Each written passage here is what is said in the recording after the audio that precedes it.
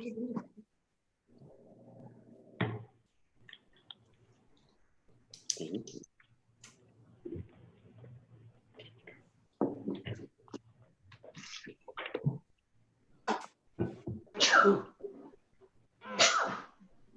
you. God bless you. Stop it. Allergies. Good morning, everyone, and welcome to the regular meeting of City Council on this fourth day of August 2020. The meeting is called to order, and we have every single City Council member with us today, so we definitely have a quorum. We will start this morning's meeting with the chaplain prayer from Gary, Marcella, Jenkins, and just to remind our audience, Gary and Marcella are husband and wife. So one of the reasons they don't have a mask on as you're watching this is they live together. Amen. Okay. There. Would you please lead us in prayer this morning? Thank you. Thank you. To the mayor, the Honorable Brenda Gunner, the members of the San Angelo City Council, and the people we serve, good morning, everyone. Good morning. Will you join with me as I pray? Dear God, in the scriptures you have said that citizens are to obey the governing authorities, since you have established those very authorities to promote peace and order and justice. Therefore, I pray that our mayor, the Honorable Brenda Gunner, the members of the San Angelo City Council, and the people we serve, I'm asking that you would graciously grant them wisdom to govern among the conflicting interests and issues of our times, a sense of welfare and true needs of our people, personal peace in their lives and joy in their task. I pray for the agenda set before our council today. Please give an assurance of what would please you and what would benefit those who live and work in and around our beloved city of San Angelo. I pray, Lord, that you protect San Angelo from the spread of the COVID virus as we turn and seek your face. Please heal those that have contracted the virus. Bring peace to those that have lost loved ones during this season. Let us be obedient to the guidelines that have been set by CDC, social distancing, wearing a face mask, and wash our hands. It is in your most blessed name of Jesus I pray. Amen. Amen. Amen. Amen. Thank you, Marcella. You're welcome. Special instructions for our meeting. Members of council and staff should begin speaking by stating their full name and SMD position or role within the city. Today, we'll now move into public comment, and I'm going to start our public comment today with a proclamation. And the proclamation is concerning the El Paso shootings that happened, and the anniversary was yesterday. And so all of us mayors in West Texas have signed on to this proclamation. It reads as follows. Our city shares in the heartbreak of the events on August 3rd, 2019 in the city of El Paso, Texas. Yesterday, August 3rd, was the first anniversary of the senseless act resulting in the loss of lives and injuries to many, and should be remembered by honoring the victims. The event demonstrates the perseverance of the entire community of El Paso in its strength of courage, service to others, and hope. The one-year anniversary was a day of reflection and remembrance of each life lost, a time of reflection commemorating how the citizens and community came together in unity. The city of San Angelo, a part of West Texas, stands together to walk ahead as we continue the healing process, as we stand strong together to continue to provide safety and security for all. Now, therefore, I, Brenda Gunter, Mayor of the City of San Angelo, Texas, on behalf of the City Council, do hereby proclaim August 3rd, 2020 as El Paso Strong Day in San Angelo, Texas, and urge all citizens to stand behind the people and leadership of our sister West Texas City as we remember their lost loved ones, as we remember their lost loved ones and continue to heal and stand strong for a continued safe city. We call on all citizens to continue to carry El Paso and every person affected by this tragedy in their thoughts and prayers. In witness whereof, I hereunto set my hand and have caused the official seal of the city of San Angelo to be affixed this 4th day of August, 2020. Today, I also want to just review the numbers, the statistics for our COVID-19. We today cumulatively have had 2,421 positive cases. Of those, there have been total tests of 14,406 total tests and negative tests of 10,484. At this point, we only have 53 pending tests, which is the lowest number we've had in several weeks. We have had a total of 25 deaths at this point, and we have had released cases of 1,389. I continue to emphasize the age category that has the highest number of positive cases, and that is those who are in the age category of 20 to 29. So that's 573 cases of the 2,421 positive cases, making that about 24% of the total positive cases. Our positivity rate this past week was 24.3%, down from the 24.6% the week before. We still have a higher positivity rate than the entire state of Texas. The entire state of Texas as of last week was 17.3%, I believe. So we're at 24.3%. So we're still significantly higher than the state of Texas. So we still have work to do. And the biggest focus right now has to be on social distancing as it relates to large groups, or I should say, large groups continue to be our biggest problem. I am so proud of the citizens of San Angelo for their obeying the mask order. I'm very pleased when I am out and about, the number of people wearing masks. So I want to thank all the citizens for continuing to follow the mask order. But we must still continue to be diligent about social distancing and large groups. We believe strongly that those large groups is where we're continuing to get the largest impact of positive cases. So thank you to all you citizens who continue to report and talk to us about what's going on in the city of San Angelo, so we're more aware of what's happening and what is not happening. So thank you. With that, we will move into the consent agenda, and I'm going to start off by pulling items A and C from the consent agenda. Do I have any other items that council would like to pull from the consent agenda? With none, Billy, did you want to pull something? Yes, I'm sorry I didn't unmute. Billy DeWitt, single member District 6. I was going to pull C, but I'd also like to pull F and G. F and G. Okay. We will, I will take a motion to approve the consent agenda with the exception of items A, C, F, and G. May I have a motion for approval? So moved. Billy DeWitt, single member District 6, Mayor. Thank you, Bill. And a second by Lane Carter. All of those in favor of approving the consent agenda with the exception of items A, C, F, and G, may I please have a vote? Aye. Aye. Are there any nays? With no nays, we will accept the consent agenda as presented. Item A is consider approving the City Council July 21st, 2020 regular meeting and July 28th, 2020 budget workshop minutes.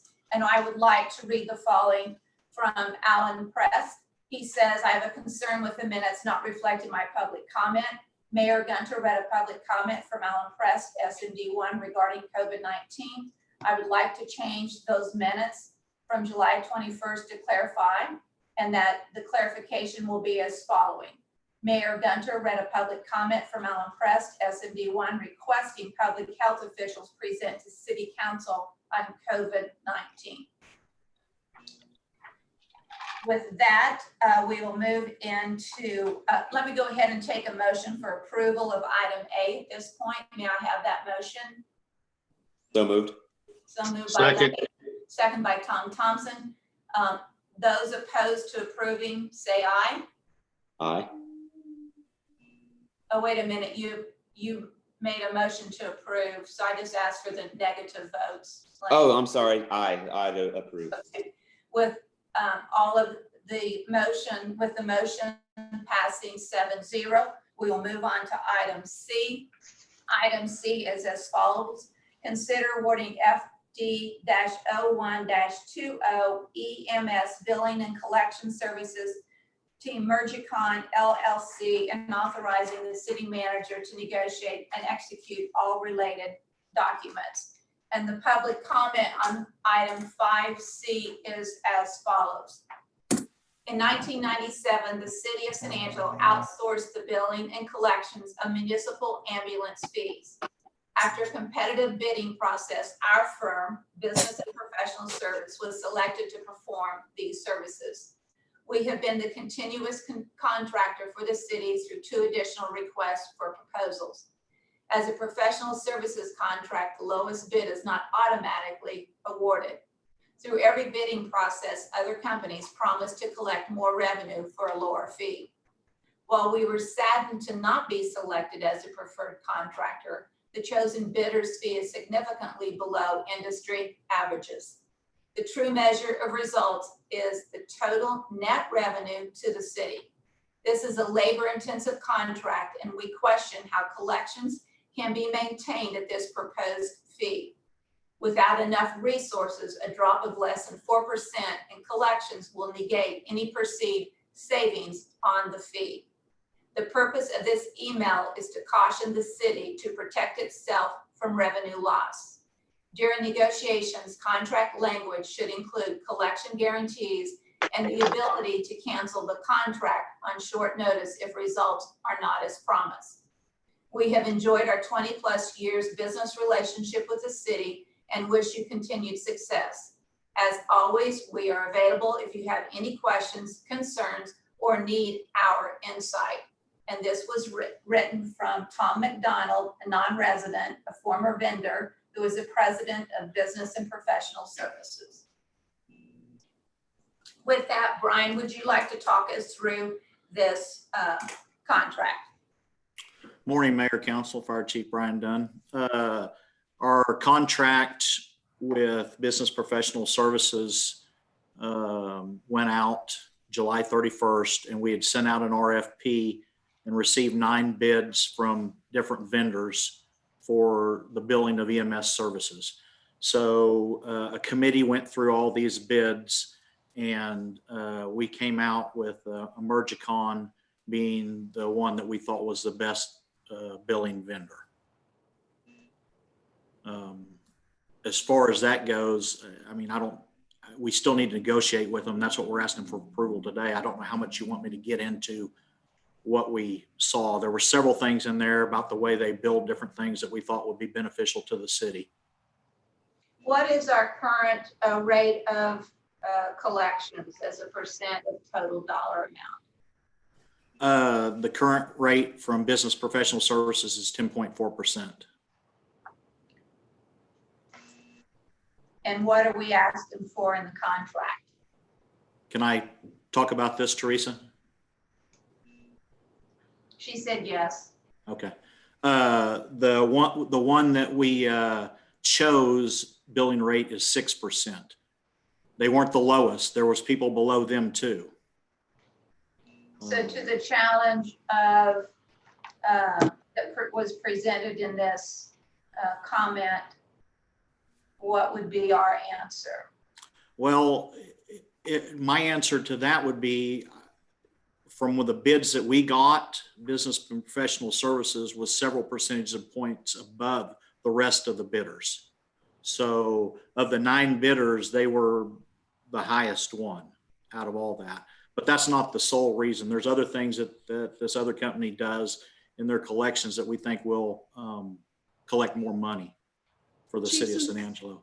Since this is a professional service, can you talk briefly about some of those things? Because, you know, as you know, our selection is not based entirely on the money. It shouldn't be. Well, and I don't know if I can or not. They had a bunch of those contracts had confidential stuff that said not to be put out, so I'm not sure how much of that I can. Just the way they build some things, we went over, so we had a list of references with each one of these. We called a bunch of these references to see how people were performing on what they said.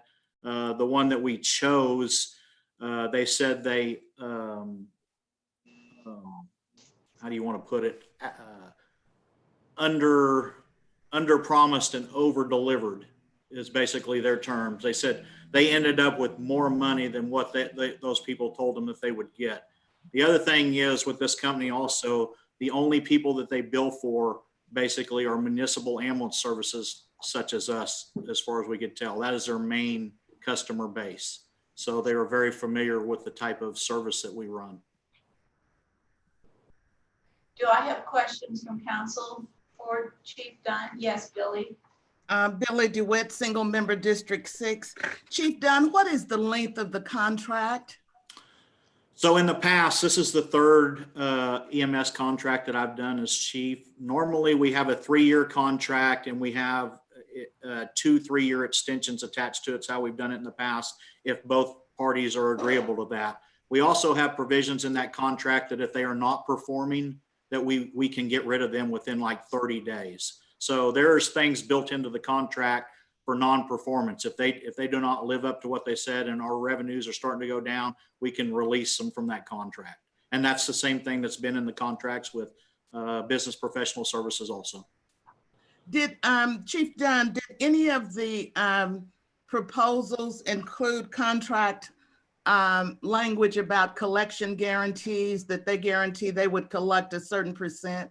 I do not remember seeing that, but I don't know. I don't know how they can guarantee. That's almost like a financial advisor guaranteeing you he's going to make you 8% on your money. I don't know if they can guarantee that. What you do is watch. We know how much we're collecting and we know about how much we get off those runs. So we would be able to tell pretty quick if we're not collecting what we should be collecting. And did I understand you to say a little bit earlier that you're still in negotiations? We're asking for approval from council today to begin negotiations. We have an extension with business professional services to cover us until we get that negotiation done. I do think that is an important point, that we do not have actually a contract at this point. Everything that we're talking about is terms that we anticipate we're going to be asking for in a contract, but it is a request to negotiate a contract. Okay. All right, so repeat again, based off of the dollar amount that exists in terms of collections, what is the typical percent of that total collections that we achieve? Oh, I don't have that information in front of me. I know how much we pay them on the collection. I can tell you about how much we collected last year. It was in the $3.6 million range off EMS revenues. I do not have because there's so many numbers out there. You have net collections based off different categories such as private insurance, Medicaid, and all those variables affect that percentage as it comes in. My guess would be in the 60% total range, somewhere in there. I think we need to have the ability to look at what we collect as a net amount, everything combined in a net amount. I think that's an important number for us to have. I also want to know how that would 60% collection, if that's about the number, how that relates to other cities and in terms of collections, because 60% collection doesn't sound overwhelmingly great. So I don't know that that's the standard that they use, Mayor. A lot of the standards they use is dollars per transport, because you have many things in there. So we may charge $600 for a transport, but Medicare may only pay $400, and you can't go after those people. So on something like that, you might get 66%. Then you have people without insurance that pay nothing. So the overall is hard to measure. What a lot of them measure off now of is the dollars you collect per transport. Mayor? Yes, Teresa. This item, because it is a contract negotiation, we do have the ability to discuss it today in an executive session. So if you're interested in more information from the chief, perhaps he could gather that and we could discuss it after all the other items in executive. It would also allow you all to ask a little more direct questions regarding the contract and negotiations, because as the chief hinted at earlier, since we are just in a negotiation, there's a lot of things we don't want to discuss in open session. Well, what I would say is I don't think it'll benefit us today to take this into executive session, because I think we need to do some homework on some statistics so we better understand. So my guess is that we should have an executive session next council meeting to better discuss some of the items that you don't feel comfortable discussing publicly today, just so we're better informed. You're asking us to give you permission to negotiate a contract. And where I think we're agreed that we want you to negotiate, but I think when we want to approve it down the road, we need to better understand what we're approving in terms of expectations.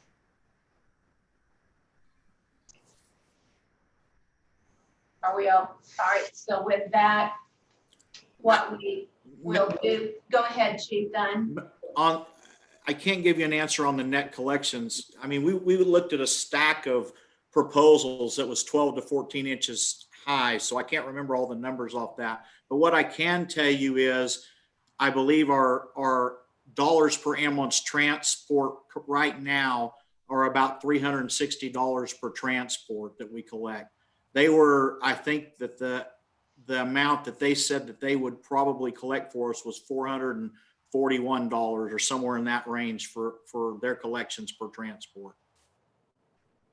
Well, we will, I will ask for a motion to approve them to continue to negotiate on this contract, with the stipulation that we will in executive session have an opportunity to get into the weeds, deeper into the weeds statistically.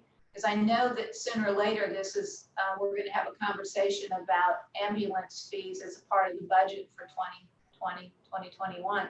So I think it's relevant that we better understand this negotiation and the dollars before we're asked to approve the budget for ambulance fees.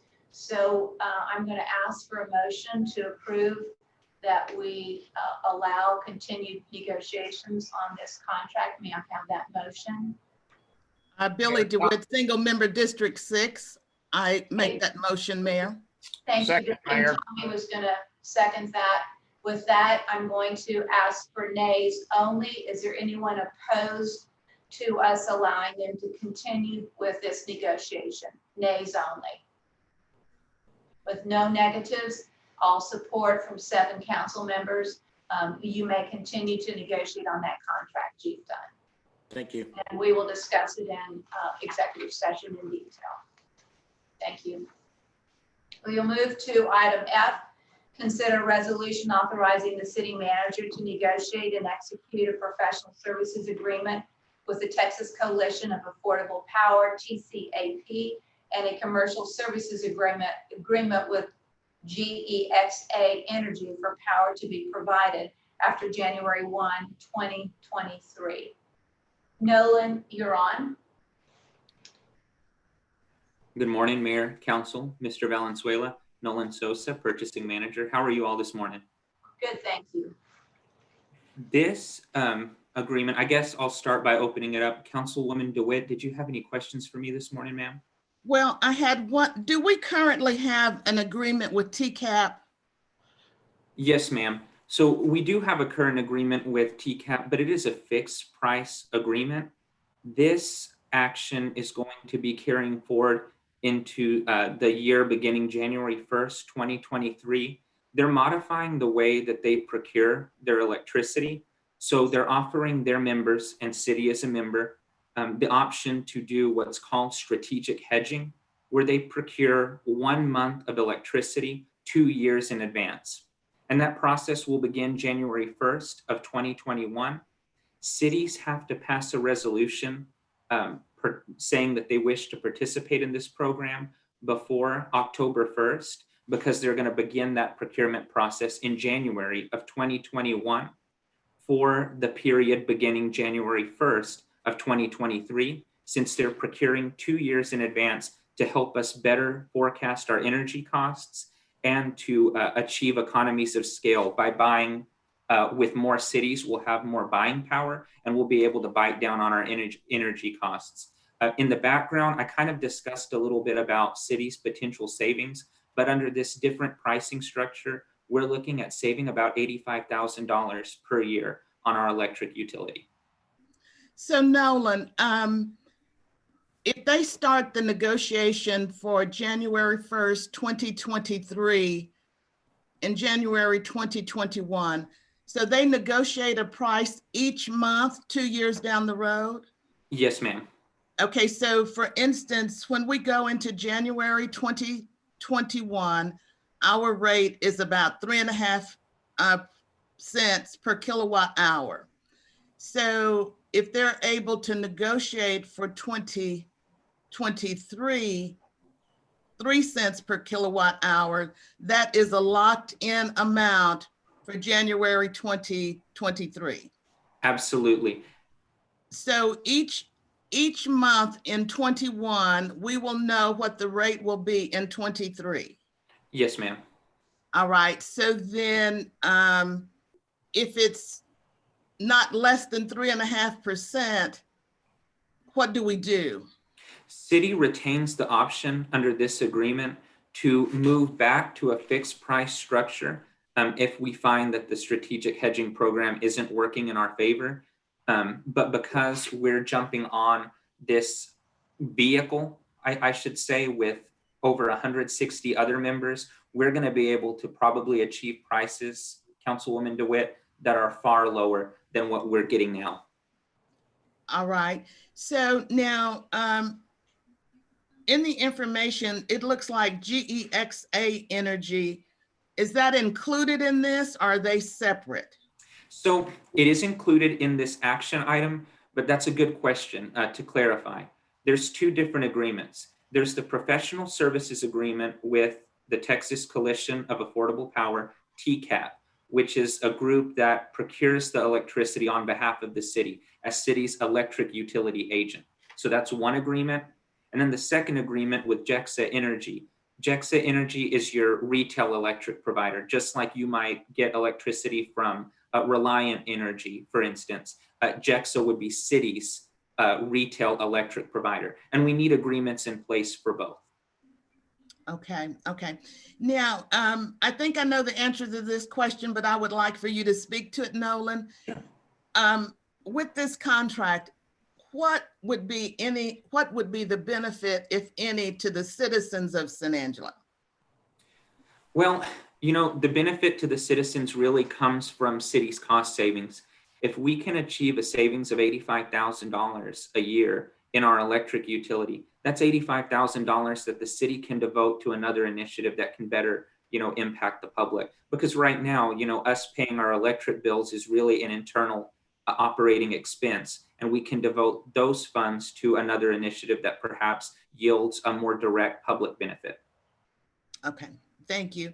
I don't have any other questions, Mayor. I move to approve item F on the consent agenda. Billy, I'm going to wait a minute. I've got a couple of questions, and so does Lucy. So I'm going to hold that motion and then finish the questions. Lucy, you had a question? We can't hear you, Lucy. You need to unmute.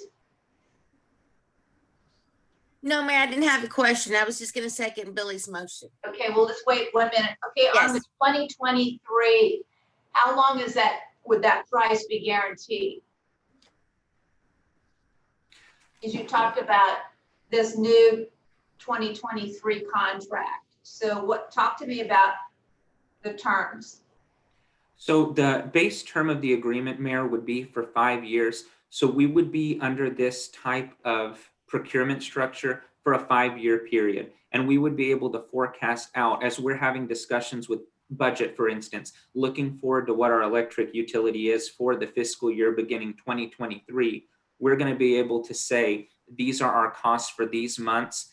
And really the most economic way to do that, Mayor, is to say, we have a year of data for 2023. We should have that year completed in December of 2021. We will know what the rate is going to be for December of 2023.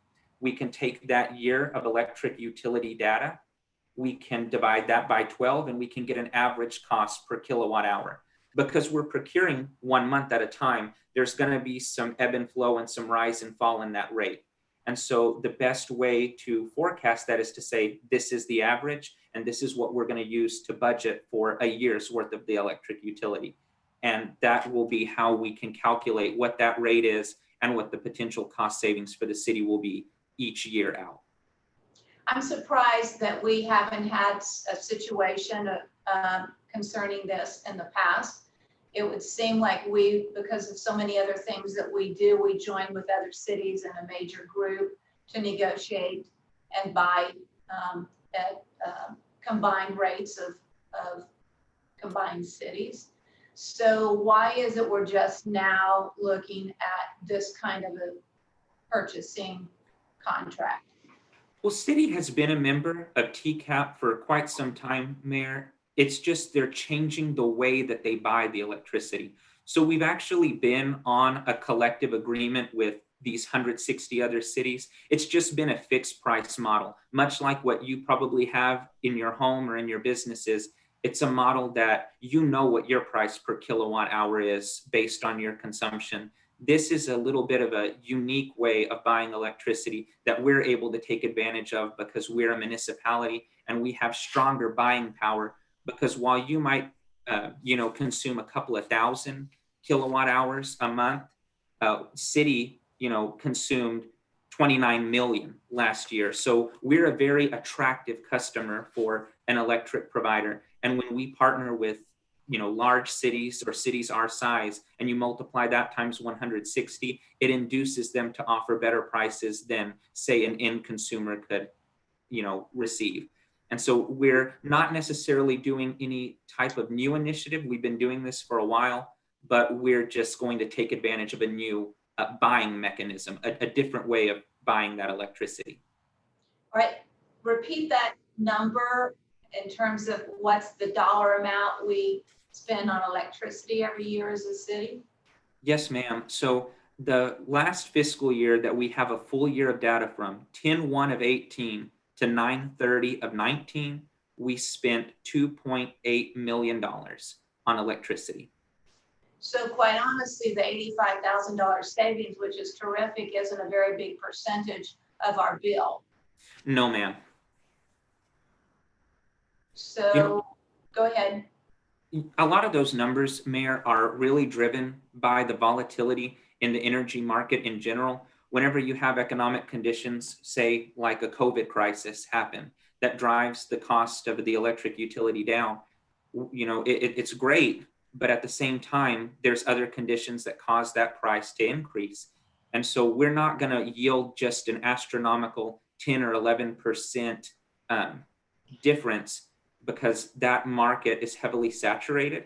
And we're also subject to the monopoly of the retail electric provider, JEXA. So, while I wish that the savings would be 4 or 5%, 85,000 on 2.8 million, while not substantial, is still, 85,000 that we can devote to another initiative.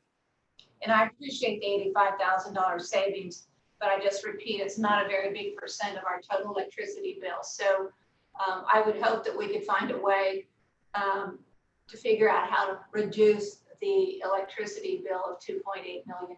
It's a big number. Absolutely. Cities already, internally, we're having discussions about different behavioral changes that we can do within the organization to bite down on some of our consumption. And hopefully that will yield additional savings for us in addition to this program. So do we have a plan as a city that says these are the following 5 key points that what we're going to do over the next X amount of years or months to help save on electricity? What is that game plan? It's in the very early stages right now, Mayor, but I know that one of the things that we've discussed is taking a look at the, hours that we operate and what we can do to cut off, say, the heating or air conditioning system, or, when, the city employees leave the office suite for whatever reason, cutting those lights off and just doing measures like that, things that we do in our own homes and applying that on an organizational level might yield some cost savings, but it's in the very preliminary stages, so I don't want to misspeak at this time.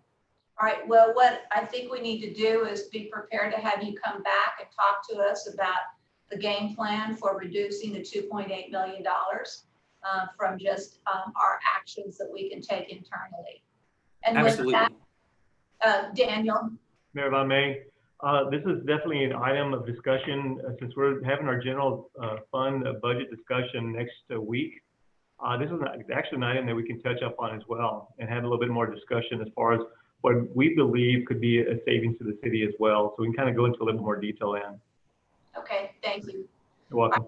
With that, I had a motion from Billy and a second by Lucy.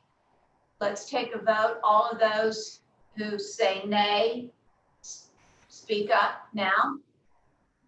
With no one opposing, we will accept the resolution authorizing the city manager to negotiate and execute a professional services agreement with TCAP and a commercial services agreement with Gen X Energy Powers. So let's negotiate hard and let's find some bigger savings.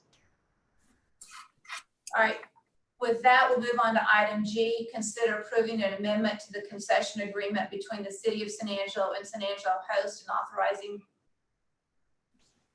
the city manager to negotiate and execute all related documents. And Carl Yes. White is on. Yes, Carl White, Parks and Recreation Director, Councilmember DeWitt. We do have a quick presentation we can go through if you have any questions, or we can try to answer questions now. Okay. Which would you prefer? Why don't we go ahead and give the presentation and then see what questions might exist after the presentation. We'll do.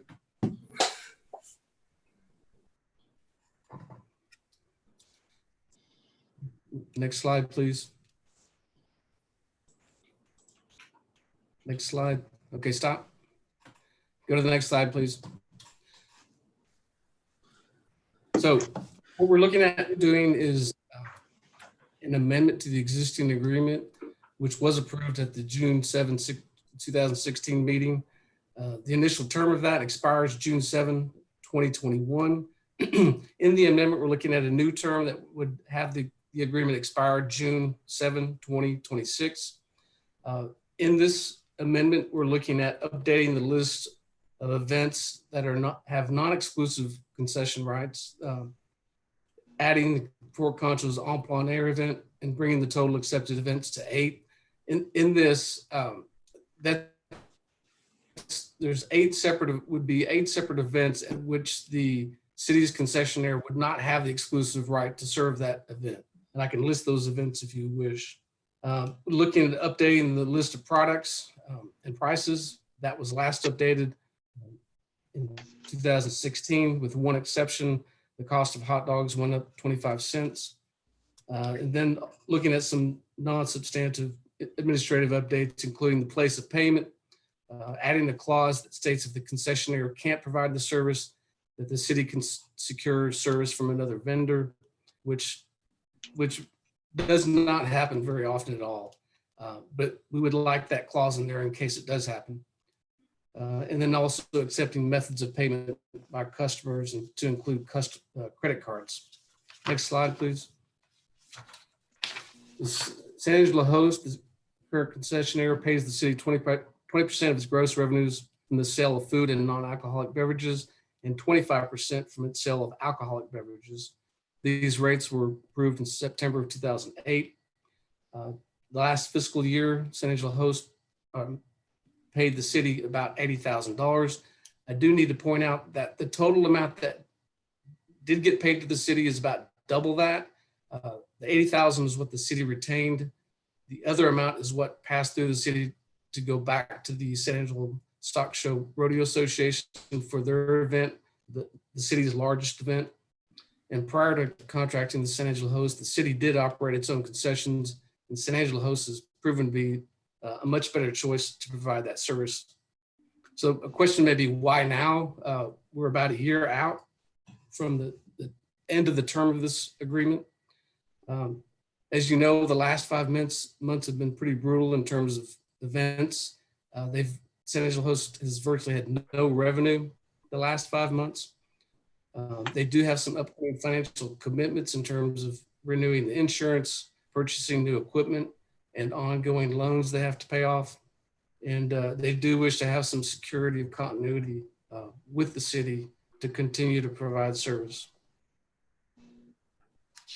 I believe that's it in terms of the presentation. Okay, Try to Billy. answer any questions. Billy, you had some questions? Well, he answered, Carl, thank you. You answered most of my questions as you went through the presentation, but can you explain to me in a little bit more depth when you say we collected about twice as much as the $80,000, but it was a pass-through? I didn't quite get that. Yes, the city, the San Angelo host pays to the city all the amounts from the events. We have a separate agreement with the San Angelo Stock Show Rodeo Association for their events at the Coliseum, which is a huge event. And the money that San Angelo host earns from that event, basically the city doesn't retain that because of our agreement with the Rodeo Association.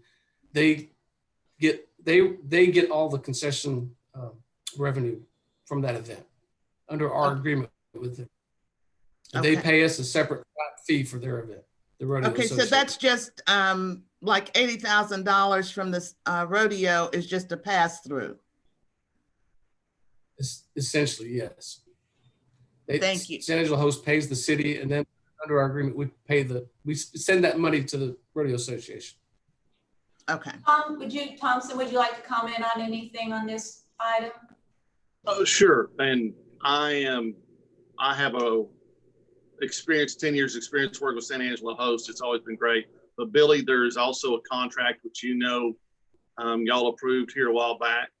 The Stock Show and Rodeo pays a very sizable amount in excess of what this payment was back to the city. So I don't want you to think that those funds go through there, that there's not another way that those aren't getting back to the city. And I will say this for dealing with Carlo, we have a lot of people with San Angelo host that question, they have to provide service no matter what event or how many you're having there. And also a good part that they do, they provide a waiver of subrogation, which is a very good legal protection for the city and for people that utilize them, which if you aren't familiar with that, it provides you some very long-term protection that other people don't. And that's kind of my question for some of these non-exclusive for events that have chosen not to go with San Angelo host. Teresa, do we have the protection that a waiver of subrogation from them, much like what we require San Angelo host to provide for us? Teresa, you need to unmute. Carl, that might be a better question for you to answer regarding what kind of contract we do with somebody who does not use San Angelo host at an event. They must have a certificate of insurance for their event, which does. But it is a different contract than what we generally use with Signage. Yes. And why do we allow a couple of events to not use San Angelo host? Those have primarily been traditional events that have been, most of which have been ongoing before we had an agreement with San Angelo host. That's the reason they were traditional events hosted in the city. Well, that's not true because On Claire Air has not been, it's in its Correct. 6th year. So it's relatively new compared to many of those other events. That is correct. And some have requested to be exempted. I would think, Carl, if I could step in, maybe Brenda, with On Plain Air, I think a lot of those beverages are provided to them or donated outside the realm that wouldn't require Carlo to be there. So if somebody provides wine or something like that, not requiring a beverage license, that may lead to some of that. I'm not for sure on that, but that might be a little bit of input there. I just want to make sure that, I think Carlo's done an incredible job on his contract and delivering services. And I know it takes a lot to keep all those people available and ready for all the multiple events that he does. It's bigger than what most people understand in terms of organization and staffing. So I want to make sure that this contract is a win-win for the city, for organizations, but also for Carlo. So he tends to be very easy to work with, and I want to make sure we're not stepping on any toes here in this negotiation, that it's a win-win. Okay, with that, do I have a motion for approval? Harry Thomas, Single Member District 3, I move to approve as presented. A second? Billy DeWitt, Single Member District 6. I second that motion. Okay, there's a motion and a second. Anybody opposed to approving this amendment to the concession agreement? With none opposed, it passes 7-0. That concludes the consent agenda for today's meeting, so we will move into the regular agenda. Item 6A, consider approving an amendment to the infill incentive program to include relocation of decent and structurally sound existing homes to neighborhoods targeted for revitalization. And I have Bob Salas on. Good morning, Mayor, Council, Bob Salas, Neighborhood and Family Services Director. We're here this morning to get approval to amend the infill incentive program to include relocation of decent and structurally sound existing homes into our neighborhoods targeted for revitalization. Currently, the infill incentive program incentivizes developers with up to $5,000 for construction of new homes or for commercial projects in empowerment zones. Now, these relocated units would undergo an inspection by staff to ensure that the units are safe and decent and do not present a lead-based paint hazard. To provide additional information on the concept, I'd like to introduce Elisa Denny, who has a short presentation. Good morning, Mayor Gunter. Good morning, City Council. My name is Elisa Denny. I'm a resident here in the city of San Angelo, and I've been working with Mr. Bob Salas to incorporate my project for placing single-family homes within the areas that are considered for the infill incentive program. I realize this is a bit of a novel project, but I think that once you hear my suggestions, you'll be pleased and you'll want to include us in that program. So if I may, I'd like to present a short PowerPoint. I'm happy to answer any questions that anybody may have. Please proceed. Thank you, Mayor.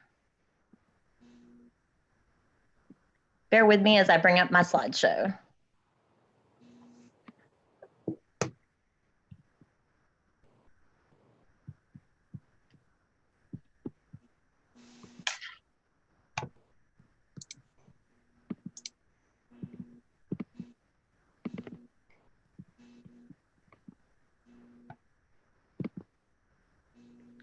Okay, so I was made aware of the infill incentive program when I was attending a city council meeting approximately 1 year ago, and it was a new concept to me. I was not familiar with it. When I entered into my idea for this development, I had no idea that something of this nature existed. What has arisen since then is that I have partnered with Baptist Retirement Community, and they have 8 or more single-family homes that they wish to relocate. They will be reestablishing those homes in their existing sites, but at this point in time, they are willing to partner with me so that I can relocate those homes. These homes are single-family homes, as I mentioned, pier and beam construction, not modular, and just briefly, I'll review the facts. So I have ownership of 8.5 acres within the infill incentive program qualifying area. These are buildable lots that I have during the time of my ownership for the last 9 months, cleaned up, fenced. It's a large particular parcel, including 2 separate entities that I purchased it from, one of which being the Catholic Diocese, and the other part being a piece that I purchased from the Habitat for Humanity. So having said that, when I purchased these lots, it was my idea that there were, basically 8.5 acres of undeveloped land, not platted, no utilities, being underutilized right by downtown. So we're actually located at the corner of Rio Concho Drive, extending over to the street called Irene, which is east of there, encompassing 3 city blocks. I would like to develop this area. I am a private citizen. I do not have any financial backing, but I know that I can provide much needed housing for the city of San Angelo, and I can provide a tax revenue base in terms of property taxes for units that are not presently being taxed by the city of San Angelo, because Baptist Retirement Community is actually a nonprofit, as you all know. The area where I'm asking for your help and support is based upon the fact that although I will not be constructing these single family homes from the beginning, there are several reasons that it will benefit the city of San Angelo. Number one, the time frame for having a house set on site and able to be inhabited, as far as the permits are allowing, is 90 days. So what does that mean to you guys? It means that it's an immediate tax revenue generator versus, let's say I were attempting to site build 8 family homes in the city of San Angelo. It would be substantially greater for me to undertake that project. I am working with SKG Engineering. We have a site plan that's been established. I have established utilities to that location. I have established tremendous improvements to the site. And I think that there are several people on this call that will support me in the fact that this was a terribly underdeveloped area, you know, more or less, for lack of a better word, kind of a dump site. I personally have removed over 8 loads of trash because it basically was a dumping ground, and it's a beautiful piece of property. And so I would ask that you include me in the infill incentive program so that I can take advantage of unused money in an area where people are not actively developing. And in terms of the caliber of the homes, I want to let you know that they are far better, okay, or at least in keeping, and I would be very confident to say far better than the existing homes in the area. My homes are presently 1,000 to 2,000 square feet, not including attached garages. And these homes are something that can really rejuvenate this area. They can bring almost what I'll call a pocket neighborhood for those that are familiar, and start a trend as it relates to downtown San Angelo. I think everyone on this call is aware of the beauty and the amount of activity that is starting to take place in the parks downtown, which are adjacent to my property just across the river.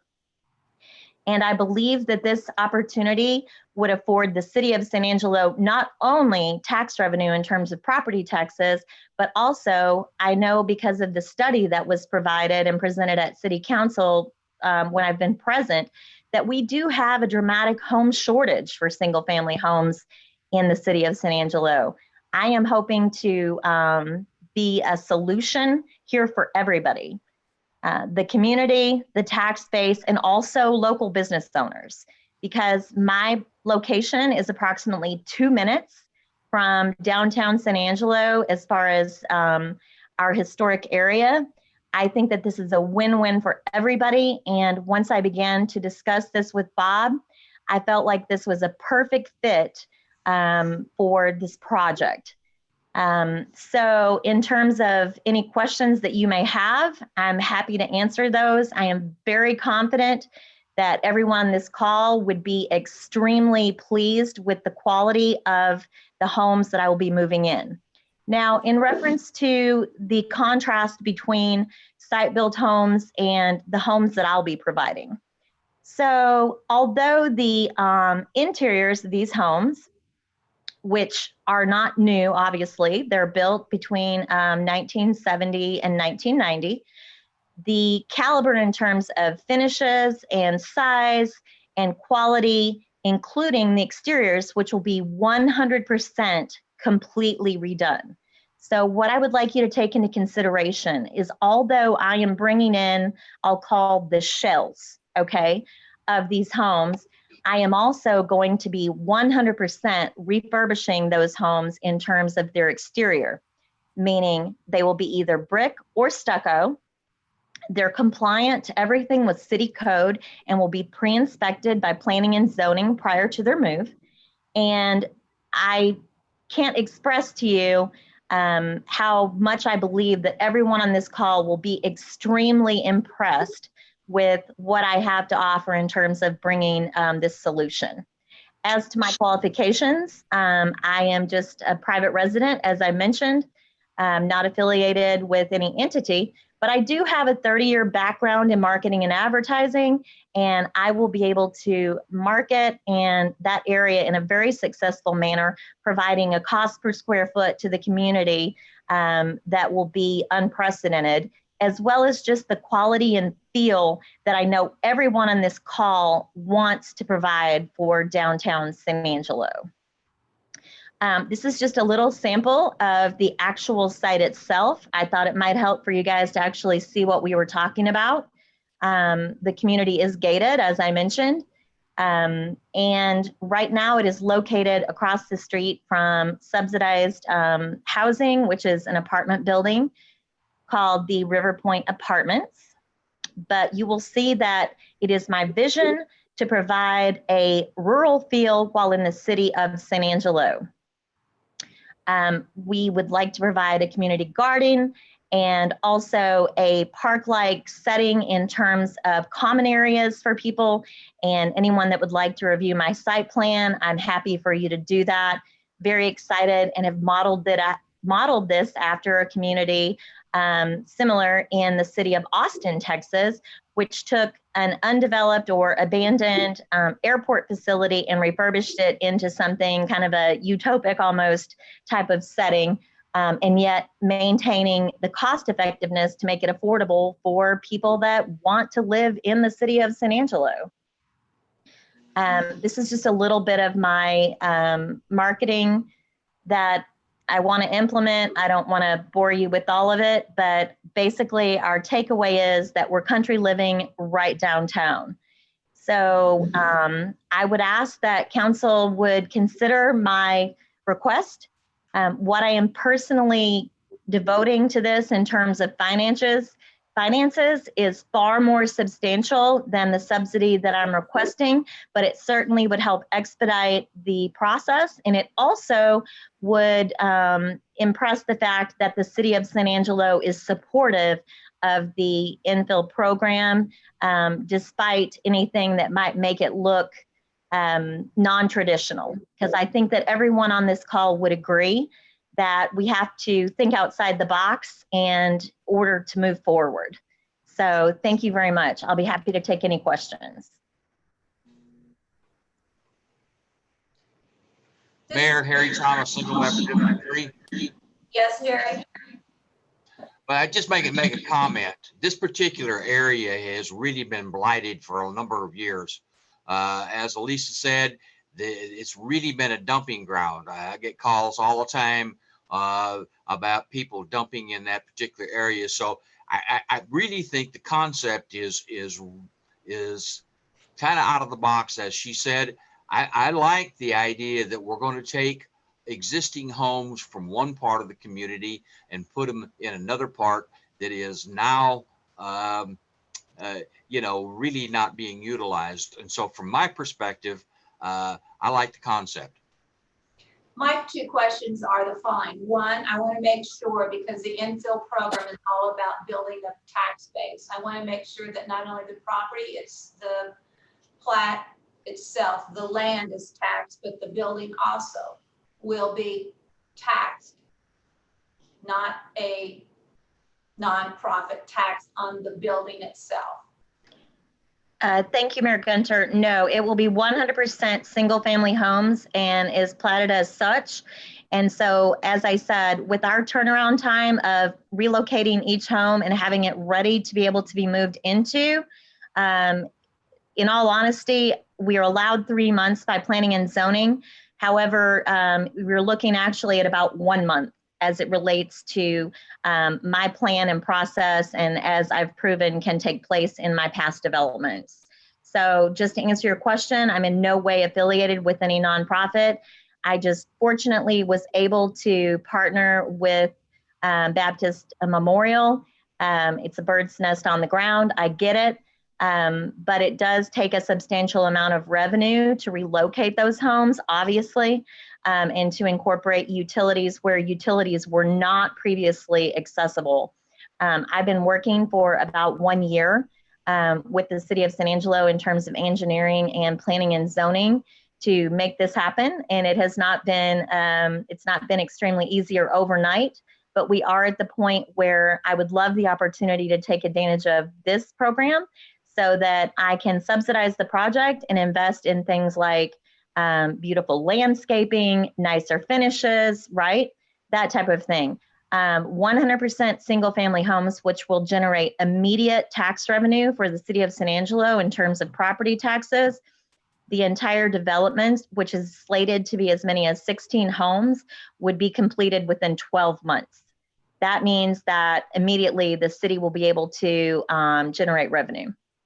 Okay, so you talk about being affiliated with Baptist Memorial. So are these houses currently owned by Baptist Memorial and you're buying them from Baptist Memorial? Yes, ma'am, that is correct. They are scheduled to be either demolished or moved.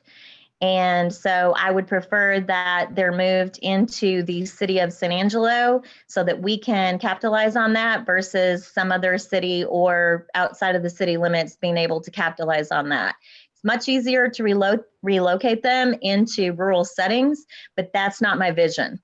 My vision for this project is to relocate them convenient to downtown, and just to kind of piggyback on what was just said, I personally have taken control of that area in terms of removing trash and debris, in terms of the scale that no one on this call would imagine. And I hate to use the word police, but I've had to personally police the area, working with the Department of Natural Resources and the engineers of San Angelo to make it safe.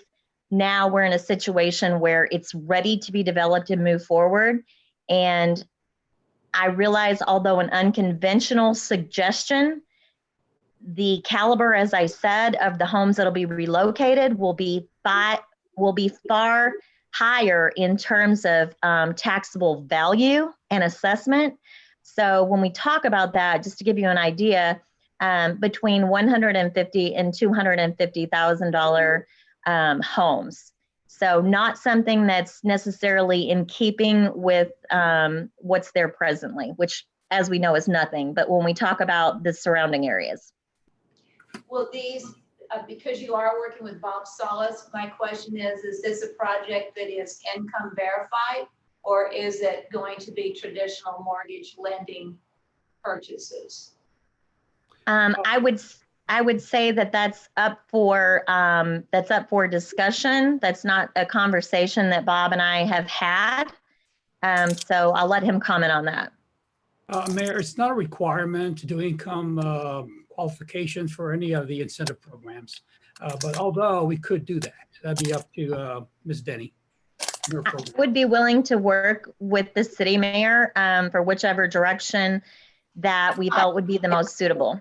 I'm fine either way. I just want to make sure we're discussing the vision, everything in the big sure. picture of this project. So I'm not stipulating one thing or yes, ma'am. The other necessary, just trying to get a picture of what you're doing. Obviously, yes, ma'am. Housing is one of the important parts of our strategy.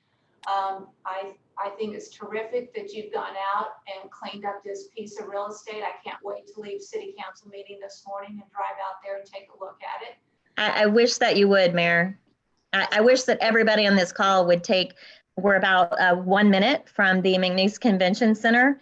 And I think that you will be extremely impressed. And I feel that even though we may or may not, depending on whatever you guys want to recommend, take part in an incentivized housing program in terms of affordability, these homes will be offered at a price per square foot that is unprecedented in terms of the quality of the homes.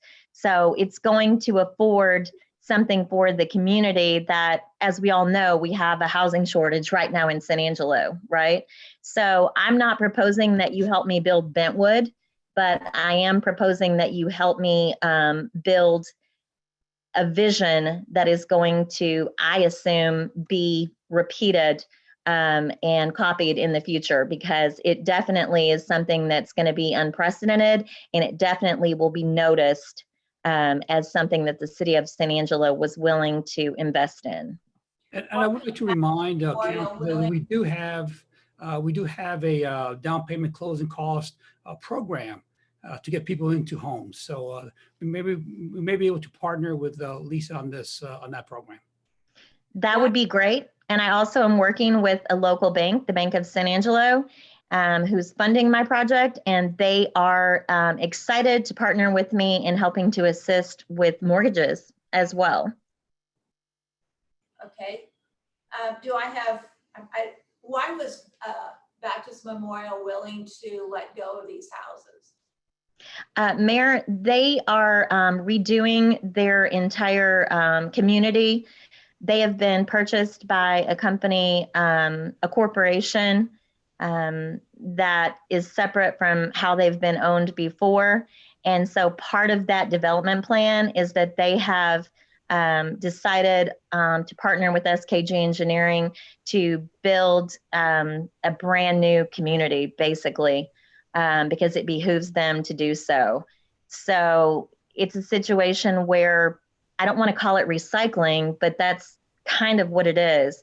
And I would welcome anyone on the council or anyone on this call to tour any of the homes with me. Each one has been identified and each one will be inspected by the city of San Angelo. But I think the caliber and quality of these homes would appeal to anyone on this call. These are large ranch homes, not typical of the area, okay?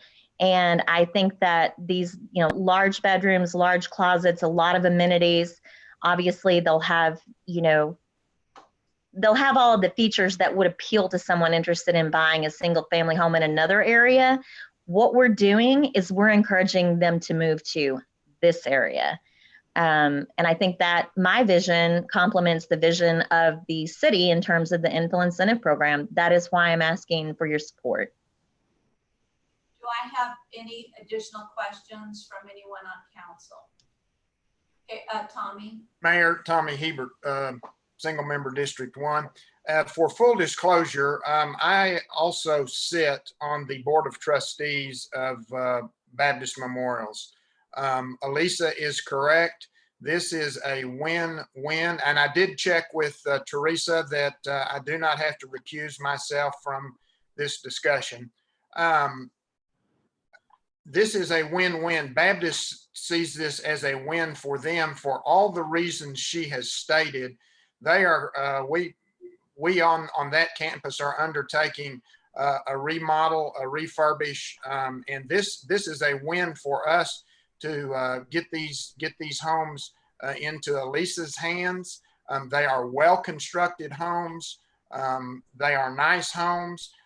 But it just doesn't fit within the plan that Baptist has on a go-forward basis. So Baptist is very excited that this has come up and able to work with Elisa and hopefully maybe have some other areas around town, even though it may not be with Elisa specifically, but have some other areas around town where a project like this might also be initiated. So Mayor, with that, if you are ready for a motion, I will make a motion to approve the amendment to the infill incentive program.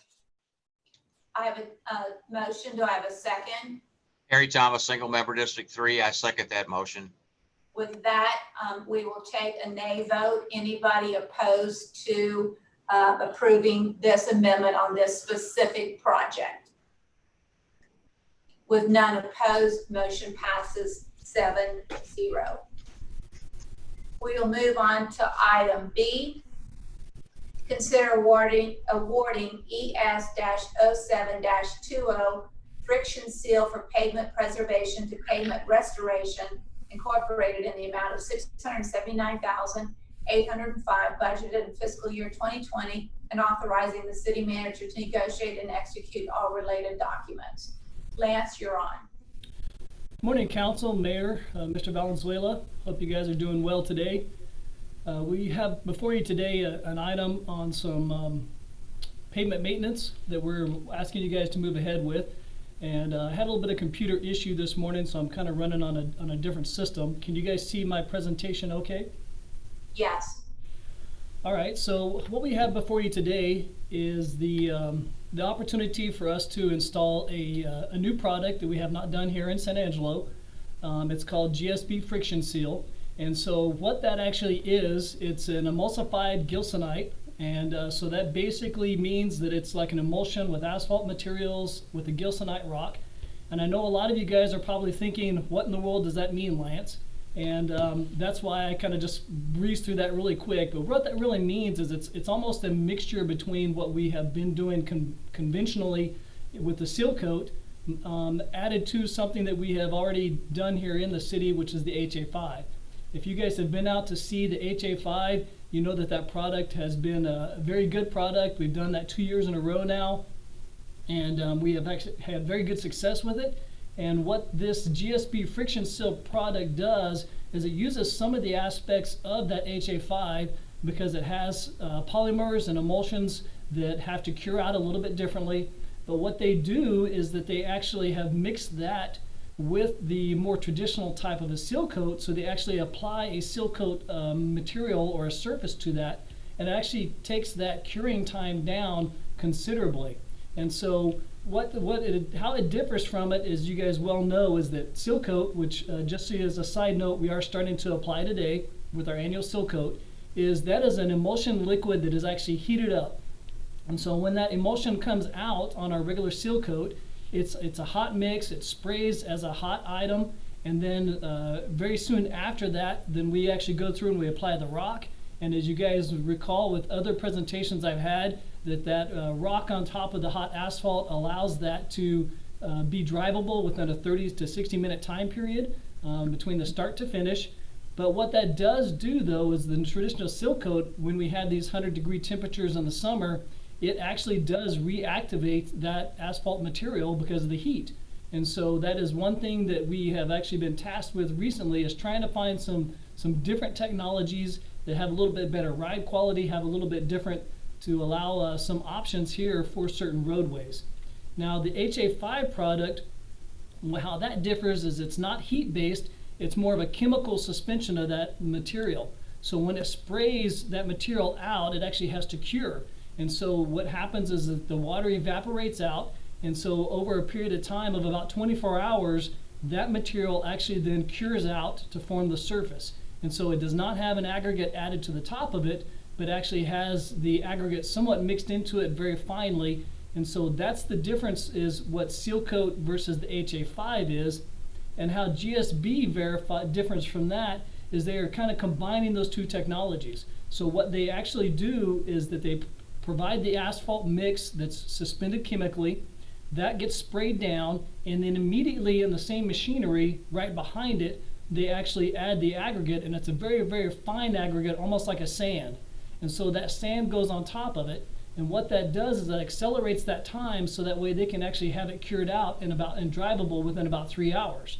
And so it's almost taking a little bit of both the HA5 concepts, a little bit of the traditional seal coat concepts, and kind of blending that together. And so what you're looking at is that, excuse me, went backwards there. So here what I have is a couple of pictures of what our seal coat looks like. And so as you guys can see, we spray the oil down. Right behind it, we have a different mechanism and a machinery that puts the aggregate down. And then on our HA5, you can see how that machine basically looks like. It's a single pass. It sprays it on, and as you can see, the picture that does not have the machinery, that's it sitting there curing and allowing that moisture to come out. And then what I have here is to show how that GSB looks a little bit different. So if you see the blown up picture of the machinery, you will notice that in the very front of that machine, you can actually see the darker black material being sprayed down. And then just a couple of feet behind it, you can actually see the gilsonite rock that's being applied. And so what comes out of that product is a very darker material. It does allow access to it in emergency within a half an hour to an hour, but within 3 hours, that roadway surface is drivable. And so as we are continuing to move ahead here in San Angelo, one of the benefits that the GSB has is that it actually has a quite a bit wider range of streets that it can be applied to. And so we are looking at 3 different areas that we're going to be applying this. One is the 14th Street from Chadbourne to Maine. The other one is Rio Concho West. And then the other one is the Green Acres subdivision north of Lakeview Heroes Drive. And so what we're asking you to do is to approve the $678,805 for the installation of this GSB friction seal. And I will tell you that one of the drawbacks that we've had about some of the other products is that they have to be applied to a very much newer roadway. And so where seal coat can be applied to anything, one of the other projects that we have looked at in the last year or two can only be applied to maybe 5 or 10% of our roadways because of their condition. This GSB friction seal actually opens it up because it will actually be able to be applied to as much as maybe 50% of our current roadways. And so it has a lot better range of classifications that it can be added to. And so that's one of the reasons why we're wanting to actually put this pilot program in, test it out, see how well it does. And then we also too will be looking at still other avenues in this year, bringing them back to you for other options for our seal coat. So if there's any questions, I'm open to those. Who else is using this new product that we've been able to visit with to understand their issues, concerns, or support for this new program? Sure, Mayor. We actually have visited this being placed in some of our sister cities. Engineering and operations, we actually went to Midland and where they were actually applying it. It is being applied in the Midland-Odessa area as well. We had invitations to go to other locations here in Texas. We chose not to go to those because it would have just been kind of a repeat. But we have actually been seeing it applied. And it has been applied very successfully in multiple locations here in Texas, as well as the entire United States. Last time we approved a new concept as well. And I know everyone looked at the final product and thought it was really great. Tell me about why we're not using that new concept versus this new concept. Sure, Mayor. We actually applied that pilot test of the HA5 last year. It was very successful enough that we actually applied a second round of that this year, and that has been completed. And one of the differences that product has is that it has to be placed on a fairly new and a roadway that's in fairly good condition. And one thing that we have seen is that a lot of our roadways are actually already beyond the point to be able to apply that material. And so we are actually looking now at other products that have a similar parameters as far as how it behaves, not necessarily being heat-based emulsions, but having the asphalt mixtures and the polymers. And this GSB friction seal has those same characteristics to it, but because it has the aggregate added to it, it does change how that rock can be applied. And so it actually widens the range of roadways that we can apply this material to. So where the HA5 we may only be able to apply to maybe 5 or 10% of the roadways here in town because of their age and their condition, this product can actually be applied to a much wider range of roadways. It has very similar characteristics in terms of the warranty period, the wear period, and it's just a different product as far as how it's packaged. And if I could kind of explain it in kind of a layman's term, the seal coat product is almost like pouring a hot wax onto something. It actually goes through and it finds those different areas, it seals it off through that, but then heat will reactivate that. These other products that we're trying, like the GSB friction seal and the HA5, is almost like pouring a can of paint out. That paint will actually spread and fill those holes, but once it has cured out, it's cured out. It's not going to be reactivated unless you do something chemically to that. And so they're all very similar products in that they are pavement restoration products, but this is much more closer to the HA5 product than it is to a seal coat product. Do I have questions questions from council for Lance? Lance, one last question from me. So the finished product of this compared to the finished product of the HA5, I know the cure time on the HA5 was supposed to be 24 hours. Did it really seal up in the 24 hours, or did it require longer time to solidify? I think that typically we see that it cures out a little faster than the 24-hour period. I don't believe that we had any areas that took more than the 24 hours. And typically they just like that 24-hour period to make sure that it is good and sealed. I know that in some instances that product can be driven on within 3 to 4 hours if an emergency arises. And even being able to walk on it, you can walk on it within a couple of hours. And so I don't believe that the HA5 necessarily took any more than 24 hours. I think on most cases it was less. And what I mean by that is they applied that to, from 7 in the morning up until 3 in the afternoon. And then those streets were opened back up the next morning at the 7, 8 a.m. time frame. And so if anything, they beat the 24-hour cure period. What the GSB is offering, though, is that if they apply something in the morning up until lunch, even up until the afternoon, those roadways can be opened back up the same day for traffic. Okay. All right. Any other questions for Lance on this item? Okay. If not, then may I have a motion to approve the $679,805 for this program, this friction seal program? Mayor, Tommy Hebert, so moved. Tommy's motion and a second by Lane Carter. Are there any opposed to accepting this award? With none opposed, motion passes 7-0. Thank you, Council. Thanks, Lance.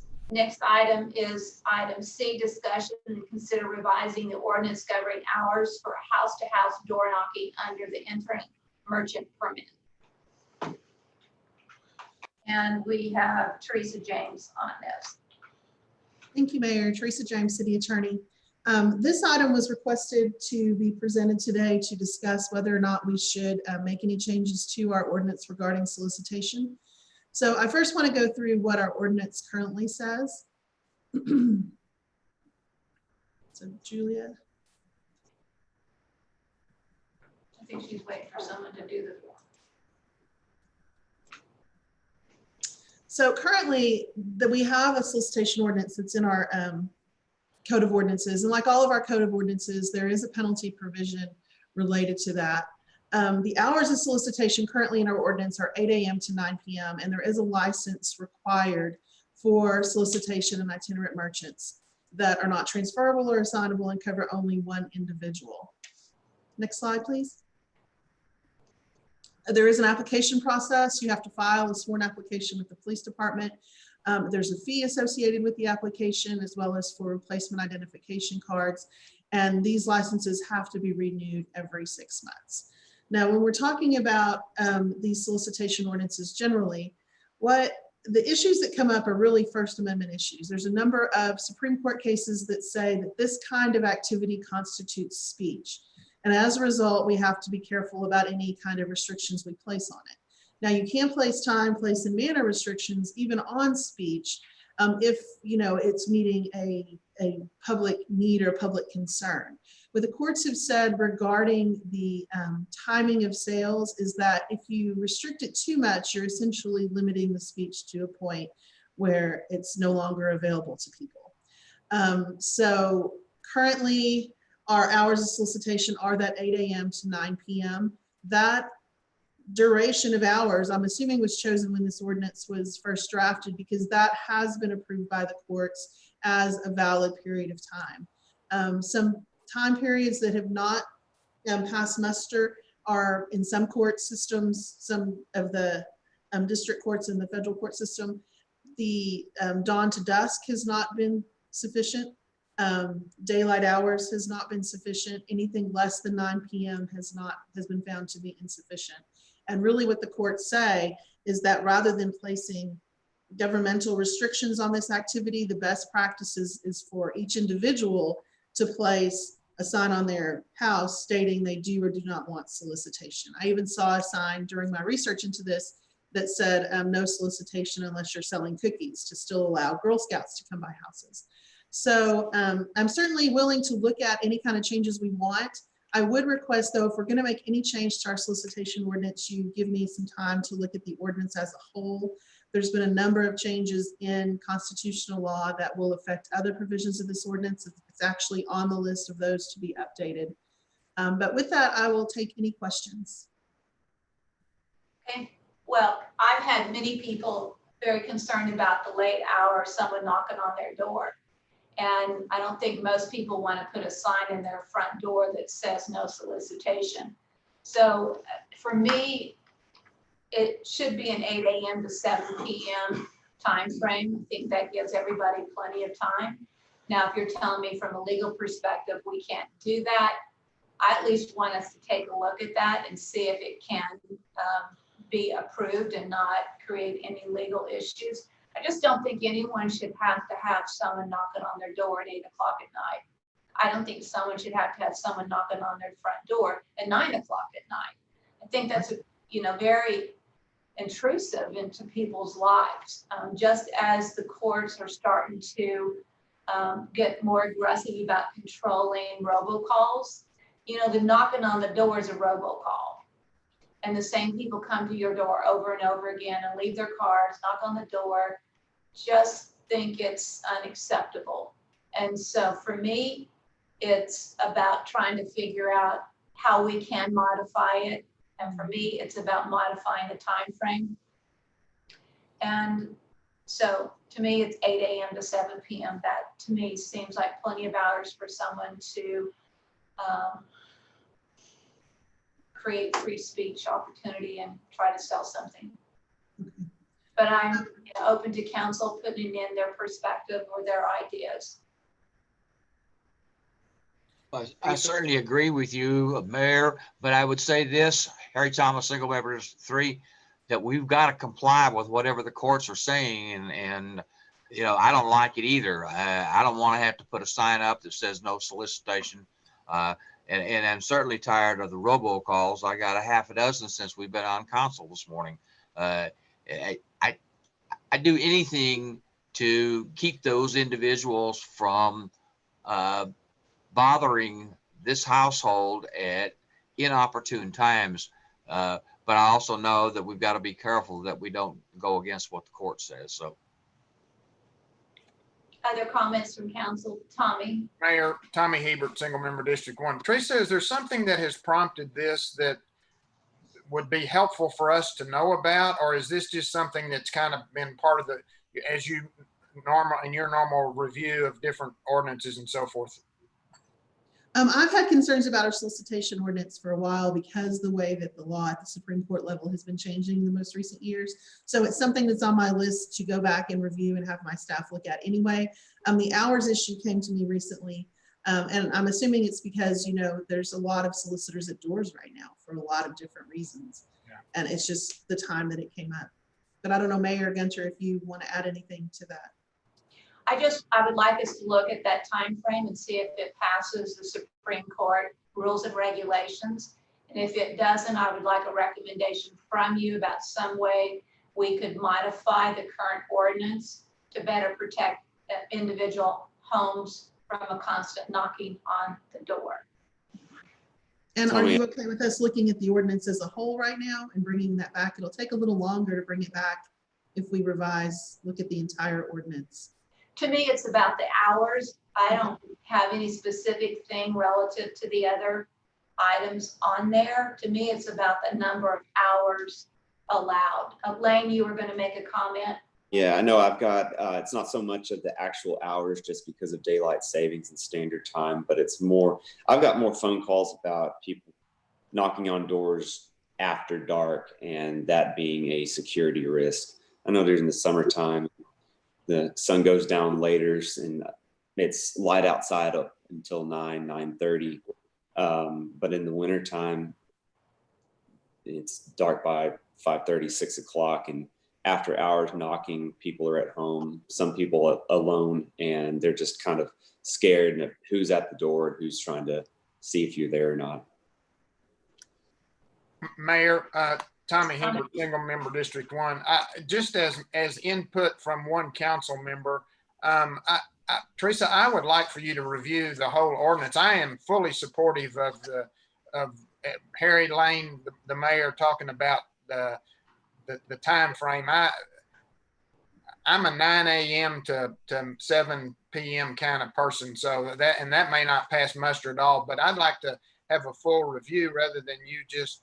If you have concerns about the entire ordinance, I'd like to have a full review, and then you come back with your recommendation, which would include the time. That's just my input.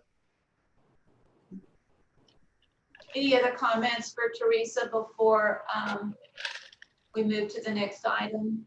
Teresa, do you have guidance in terms of what we're asking? Yes, ma'am, I do. Okay. All right, with that, we will conclude that conversation and we will move into item D on the agenda. Item D is the following: consider resolution allowing the suspension of certain ordinance requirements regarding parking, right-of-way encroachments, and signage during the statewide issued disaster declaration related to the COVID-19 pandemic. And we have John James on. Thank you, Mayor. This is an item as we looked around and we've seen a number of other cities look at some similar kinds of issues. And so we took a look at basically, as you read, suspending some of the current ordinances just in, minor respects, recognizing that businesses have been negatively impacted.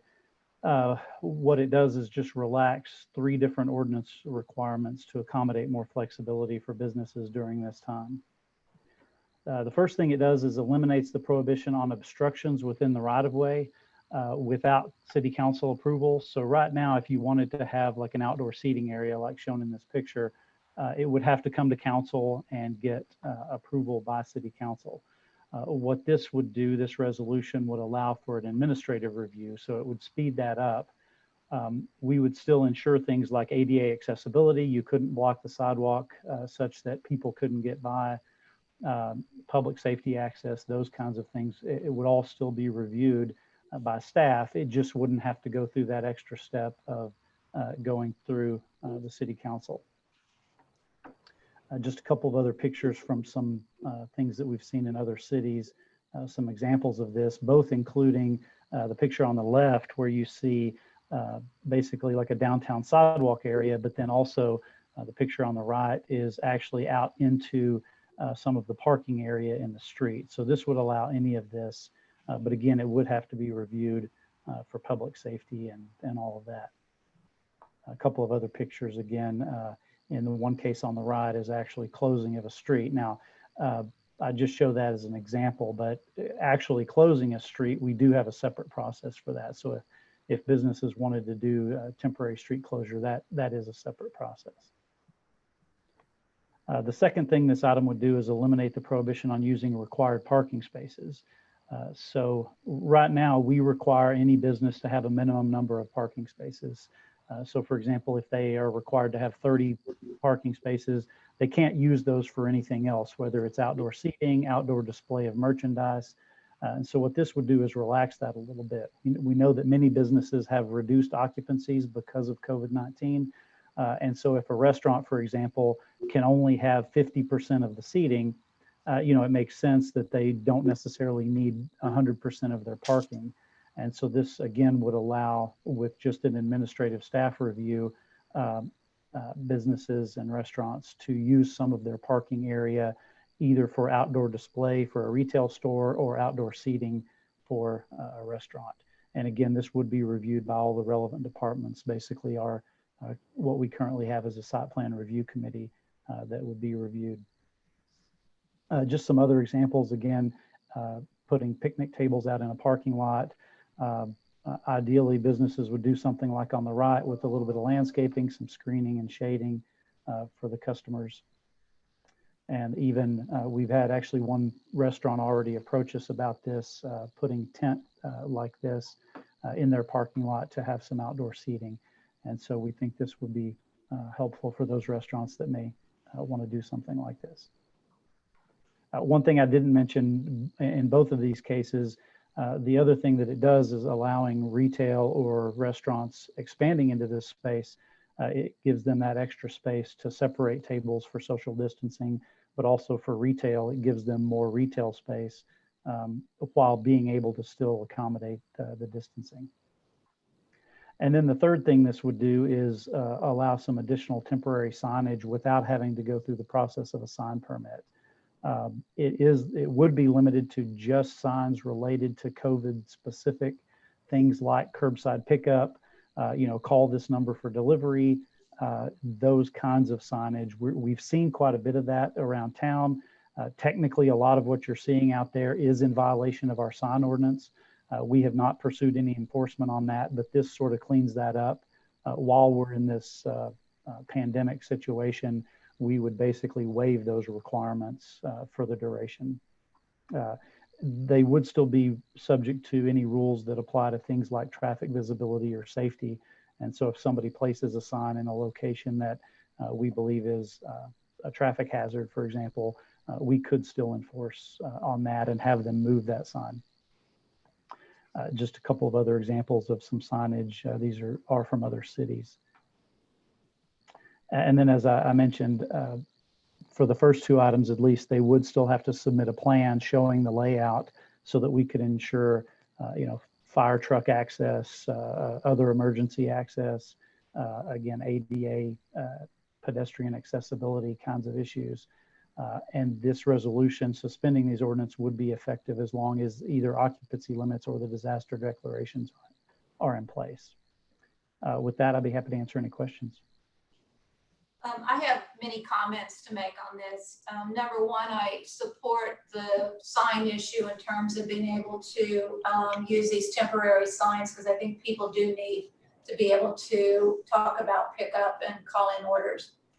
But I have major concerns about some of the pictures you showed relative to, they're great pictures, cut and paste from the web, very nice, but they have nothing to do with San Angelo in terms of the width of our sidewalks. And particularly when you're talking about those pictures that you showed, those are historic, almost all those areas are in downtown areas. Our sidewalks aren't wide enough to accommodate ADA and putting tables out like that. So you've got a problem with that. Number one issue in downtown is always about lack of parking. So you cannot take away street parking because that is primarily the only parking that's available. And number three, major traffic issues and accident prone when you start taking people and putting them in parking spots on the street. You're just opening up the door to a major problem with accidents. Because when you start bringing people out into the street, you start bringing kids out into the street, and we all know about kids getting up and running around. And then finally, what we also know is I get numerous amount of phone calls from people that say, there's no occupancy limits on outdoor seating, but no one is paying attention to social distancing in outdoor areas. So you've got that as a control issue. So I would say you need to do a lot more work in terms of presenting to council some specifics in terms of how we would look at this, but and parking lots, there aren't that many parking lots downtown.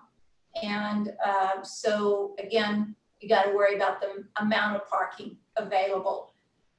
I wonder if you had any conversation with Del Velasquez, who heads up our Main Street program in the downtown area. I have not, no. Well, we need to do that. And so I am saying that you need to do a whole lot more work. What you're presenting today is too big picture. Downtown has to be relooked in a different manner than you're going to talk about shopping centers or businesses off of Knickerbocker or Sherwood Way. There's totally a big difference between those and the historic downtown area. And so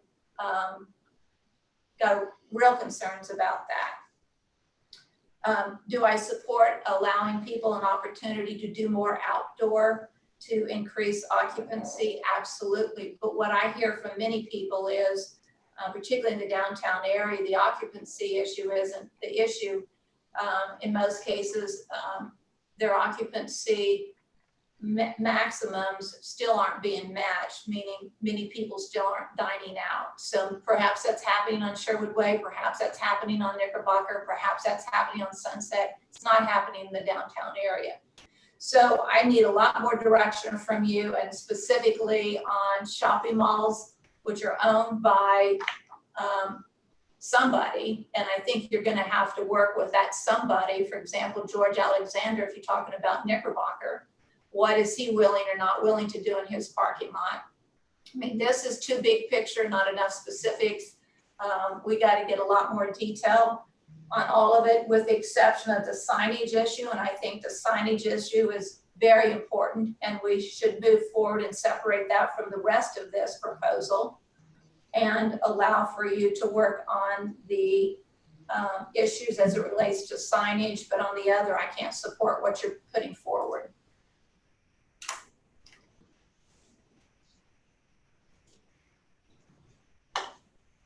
Mayor, I have Tommy Hebert, single member District 1. I have a couple of questions for John. John, I know you were just using as examples some of those pictures. Can you talk us through a little bit perhaps about the approach you all might take to maybe address some of the mayor's concerns, so that maybe we could give you a little clearer direction here? Yeah, again, this was written broadly on purpose to give flexibility, because we're not sure how any individual business would propose to do this. I think the mayor's right. In the downtown, parking is a concern, and the sidewalks aren't wide enough in most places to allow for some seating area. But there may be some areas where a business could find a way to make that work. Again, we would not approve anything that prevented minimum sidewalk accessibility as required by the state and the ADA. And so they would have to work out something. In terms of the parking areas in the street or in the right of way, that's something that could be removed. Staff kind of went back and forth. I think where we came down was, well, allowing that flexibility would be helpful, but also recognizing there are some concerns. So if that's a concern of the council, then of those three things I presented, taking out the item of the right of way, or at least not allowing it in on-street parking areas, that's definitely something we could do. Regarding the parking lots on private parking lots, again, we think the flexibility for businesses, allowing them to do this, it doesn't require them to do anything, but it allows them that flexibility to use part of their parking lot. As I mentioned, we've already been contacted by one restaurant who would like to put up some tents and establish an outdoor seating area. I think what we've heard from a couple of restaurants is there are people who perhaps are avoiding going out to eat because they don't want to go into an enclosed space, but might be willing to sit in an outdoor seating area. And so that's, I think it's allowing that flexibility. Again, if you all have concerns about specific items you would like to see addressed, we could write that in. Our concern with doing that was basically tying down that as soon as we do that, then some business or restaurant may come in to want to do something that doesn't meet those rules. And then we have to bring it back to you all to tweak those rules. By keeping it broad, we give the flexibility to staff to review it. And as I mentioned, any one of these proposals would be reviewed by Public Works, Engineering, Police, Fire, Planning, Permits, all of those departments that review any development. It would just avoid the extra step of having to take it to a city council meeting. I can tell you, you just cannot use parking spots on the streets in downtown San Angelo. It can't be done. Too many ambulances, too many fire trucks, too many police. It is a major concern, and we cannot be using the streets for tables, outdoor seating. You can't do it. It's major, major issue. And as I mentioned, that specific item could be, we could take that out very easily to remove that particular piece. And Harry has a comment or question. Yes, just a couple of comments. I happen to agree with the mayor. Downtown is not the place to try to move some of these things to the sidewalk or to the street. We don't have enough parking as it is. But I also would like to say that I don't want to put the language in there that's too tight.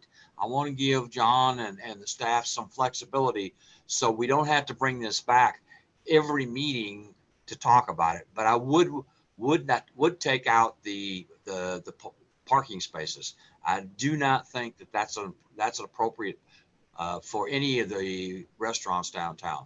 We just do not have enough parking spaces as it is.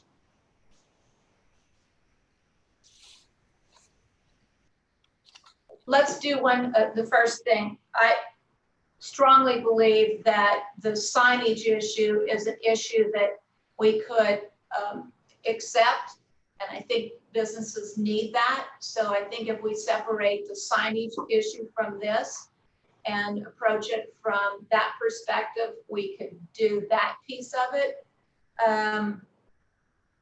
My also concern is I'm not so sure that within a couple of weeks that we're not going to be looking at occupancies changing and going back up again, as well as some other issues. So the timing on this seems like we're a little down the road, and by the time we get this approved in a second reading, we're going to be at a different stage in occupancies based off of Governor Abbott's recent comments. Mayor, this is Teresa James, City Attorney. This is a resolution, so it is going to be waiving those requirements right now, so it won't have to come back for a second reading.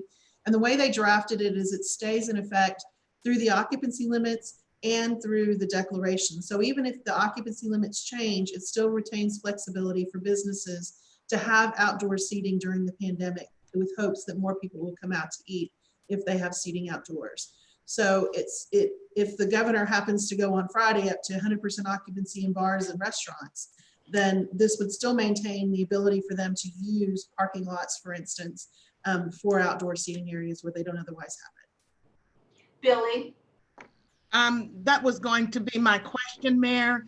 If we could allow the signage portion of it and the ability to have outdoor seating, excluding sidewalks and in the street, because, you know, when we're like out of the box ideas, this in fact may enhance opportunities for some of our restaurant owners that they can do something. And as long as they're presenting it to the planning department and we go through the whole process that John stated of the fire, police, everybody having an opportunity to review this, I guess I don't have a problem with leaving those two opportunities there. Looking at outdoor seating, not on sidewalks or in the street, and also the signage. Okay, so what we're saying is we're not going to use sidewalks for outdoor dining nor streets for outdoor dining. And we are going to support the signage issues and then allow people to expand their outdoor dining as long as it doesn't include streets and as long as it doesn't include sidewalks, which are two primary downtown issues. And with that, you'll have to work with individual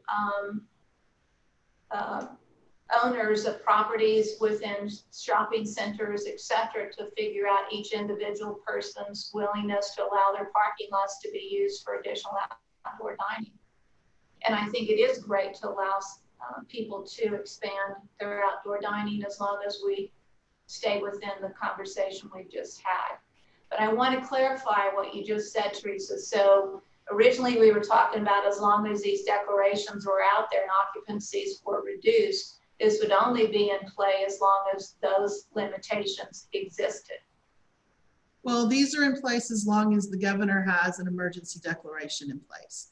So, you know, he goes up and down with his occupancy levels and what restrictions there are. If, for instance, he decides you can go to 100% occupancy on restaurants, but we're still under a health declaration or emergency declaration in the state, then this would still remain in place. And of course, it's only approved by resolution. So if next meeting you change your mind and you want to redo it or get rid of it, we just have to do another resolution, one reading to remove these loosening of restrictions.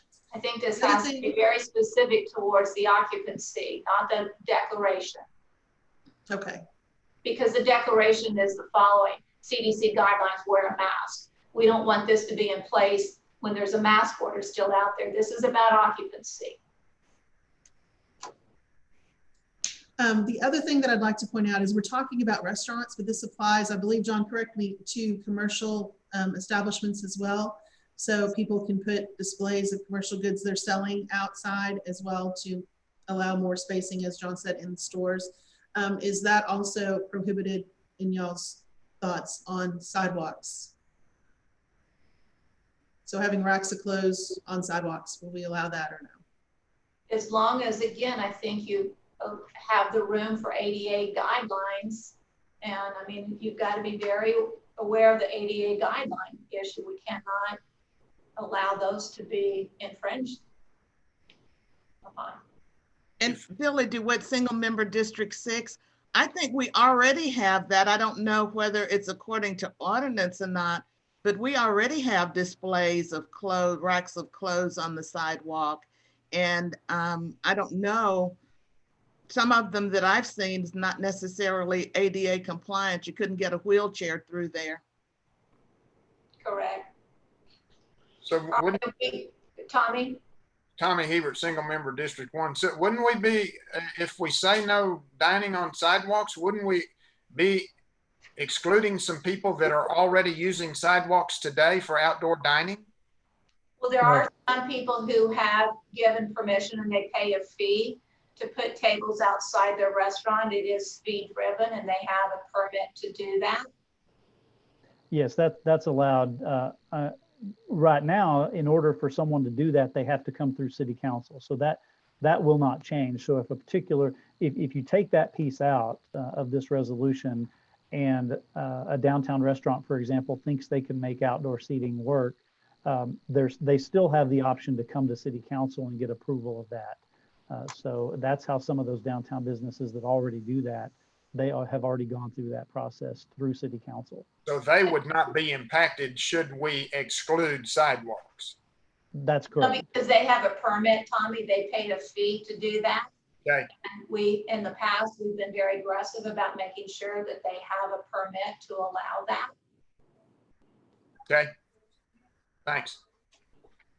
Okay, John, do you have the direction you need?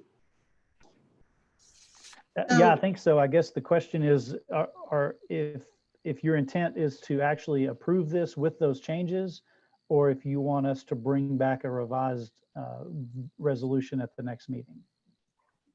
Is council okay if we say to him the following changes? There will be no no use of streets for outdoor tables, dining, etc. There would be no, unless with a permit in the downtown area, additional tables or chairs because of the lack of width of our sidewalks, that we would allow businesses in other areas to continue to work with you in terms of using sidewalks and or parking lots based off of ownership of parking lots and sidewalks in commercial shopping centers, and that we would approve the signs to be put out for pickup and or orders to go. Billy? Billy DeWitt, single member District 6. Mayor, you know, that could get so confusing and convoluted. I would suggest that we just let John take what we've discussed here today, and then at the next council meeting, bring back the revised resolution. Can we do that? Sure, we can. Is that okay with you, John? Yeah, that's fine. As I mentioned, there is one restaurant that's ready to go with some outdoor seating in their parking lot. They would just have to wait another couple of weeks to do that. But yeah, that's not a concern with me other than that. All right, so you'll bring it back to us at the next city council meeting. All right, on the next item is 7, follow-up and administrative issues, of which there are none, except if council has any announcements that they would like for consideration for future agenda items. Billy? Mayor, you know, given all the issues that we're having with Suddenlink, I would like to have an agenda item, you know, in the near future to discuss what, if anything, we can do about this. I am getting so many calls And as I understand, the state of Texas is responsible for the franchise for cable providers. And I know we're sending letters to Suddenlink, but are we making complaints to the state of Texas about what's going on? Can we petition them to, you know, try to get other providers into San Angelo? If we can't, absolutely can't do anything, then I think we need to be upfront. I know we were going to try to get someone in San Angelo. I know we can't have town hall meetings, but we were going to try to get some one-on-one meetings with high-level representatives for Suddenlink. I hadn't heard anything about that, but we continue to get complaints. I do. I don't know about anybody else, but I get an awful lot of complaints and about Suddenlink, you know, just without any explanation, bills going up by $40 a month. People are trying to call in and find out why the increase in their bill, and they're on hold for an hour and a half, and then they get hung up on. So lots of complaints, and I would just like to see us put this on the agenda and understand what, if anything, we can do at this point about our lack of Suddenlink service. Well, number one, Billy, just to be clear, they're private businesses. And so another company would have to come and say, we decided we want to come to San Angelo and be a part of the cable business here in San Angelo. The state of Texas will not be working with us to find another cable provider. Cable provider will have to choose us in terms of additional service. But what we are doing is sending to the FCC all of the complaints, the letters, so that they're fully aware of citizens' negativity towards the service that they have. Daniel, you want to add to that? Mayor, yes, we have been sending off to the FCC, but also, I know Billy mentioned the state, we also have been sending letters to the Public Utilities Commission of the state of Texas. And we do receive them. Initially, we received a couple of hundred. We also did a survey that we had thousands of respondents, you know, that were really upset with the services being received. I know that I did visit with the VP, the new VP, Mr. Horton, with Suddenlink for our area. And he is willing to come down and present to the city council and answer any questions if the citizens may have. And the idea initially was to, once we reinstated the meeting at the McNeese Center, where citizens could actually come in and voice their concerns directly to the gentleman, that we could do it then. Of course, we've been meeting by Zoom. Unless we do some type of we change it up a little bit to where he comes in and talks to us by Zoom, and we may have a list of questions that we could ask him that could maybe satisfy some of the concerns that the citizens have. We may go that route as well, because I just don't see us really meeting at the McNeese anytime soon. So I would say that just invite him to a Zoom meeting. We can develop all the questions that we need and ask him all those questions and see what he can tell us. I think we need to prepare a list of those questions ahead of time so they have them, and then we can do a Zoom meeting with them, and it could be done as a part of the city council agenda, I'm assuming. But I think we do need to let the citizens know we're following up on all the letters and complaints that they have. And I agree, Mayor, because right now it looks like, and what I hear from residents is that we aren't doing anything but collecting letters. So I think it would be great if we could have Mr. Horton on a Zoom meeting. Okay, Harry? I'm going to follow up on a couple of things that's been said. I agree with Billy. We're getting an inordinate amount, and I'm sure every council member and the mayor, you are too, probably Daniel, amount of these people that are really being put on hold for hours at a time to try to get a resolution on these things. I think if this vice president really was interested in helping us instead of just answering questions, he would find a way to figure out how he can make the customer service better for Altis, for Suddenlink. And you know, basically the people are being told by a lot of these people when they actually have conversation with them, I can't do anything. So, I mean, to me, that means that the company itself is really not interested in helping the customers in San Angelo. Now, I don't know about any place else, But if they can't do anything, then it's really tough for the citizens to feel good about the cable provider. And I can feel the frustration, because I don't go any place or that I don't hear somebody ask about Suddenlink. It's just, it's too much. Having come in and answer the questions is one thing, but I suspect that that's not going to solve the problem.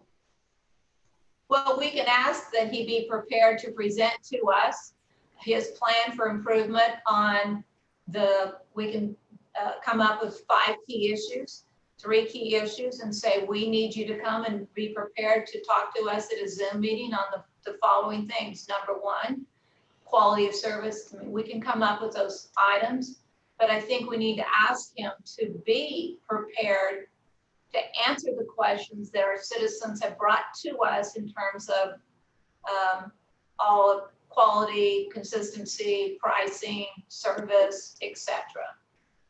Mayor, we do have a list of the complaints that have been submitted by our citizens as well. We can draw from those the main questions that have been asked, the biggest concerns that have been addressed, and we can prepare to ask all those questions as well directly to Mr. Horton. But I think your idea is pretty good too, Mayor, to make sure that he presents also a plan, maybe also a timeline for those improvements as well. But basically put his feet to the fire and make sure that they are addressing those concerns and that we actually do have hopefully a solution here in the near future. Mayor, yes. I agree completely. He needs to develop a set of metrics with timelines that we can hold his feet to the fire. Absolutely. Teresa? Yeah, I just got a message from Brian that said we have 8,600 responses on our online survey. So that is a significant number of folks. And as Daniel said, we can certainly conglomerate them in some way to figure out what the primary concerns are. But I'll also say that I know that people in other communities in West Texas also have similar concerns. And there's a few of us who were talking about some solutions that aren't government solutions, but that are solutions that individuals can take with regards to Suddenlink to help them get some redress. Because as we all have talked about, the state has taken franchise authority away from us. So we're kind of limited, but there are still individual actions people can take, and we're in conversations to figure that out. And would we, Teresa, be prepared to share what those individual actions are? Because I have people calling me, you know, their office is not open, so you can't drop your payment off. You mail your payment in, they send it back to you saying it's not an acceptable form of payment. So then by the time they get that worked out, they've got a real huge late fee. Mm-hmm. You know, the least they could do is open their office from 8 to noon so that people that don't primarily operate with checks or debit cards could still pay their bills. I mean, that's a basic, you know, I don't know, I'm really frustrated with Suddenlink, so I apologize. Right. No, I think I'm not ready at this time to like discuss any of those options individuals can take because we haven't finished running down those trails yet, but we can certainly do that in the near future. Daniel, not only for customer service, but just to get this on record, it's also the speeds that people are getting. If they're paying for the 200, they're not getting it. If they're paying for the 400, they're not getting it. I was even told by one of the Suddenlink techs that don't even bother getting one of the 1 gig because no matter what you're going to pay, you're going to be doing a speed test and getting it at 400. So, you know, the max that you should ever get is the 400 plan, and you're lucky to even get that. So if they come out and do the speed test, you're not getting false advertising lane. That's one of them. The other is the dollar amount. There's a lot of those issues. So everyone's correct. Every one of you, each of you council members have expressed your frustration from yourself to your citizens. We got to deal with it, and let's get a Zoom call organized, but let's get the key questions that we want to ask him for him to be prepared to discuss with us together so that it's a productive meeting. We'll get that scheduled, Mayor. Okay. All right. Is there anything else? You know, one of the items I'd like some sort of an update on as well is the census. you know, we haven't heard anything about what the city of San Angelo is doing in terms of the census count. Could we just have an update? Is there a program, not a program? What is happening with the census? Okay, ma'am. Yes, Tom?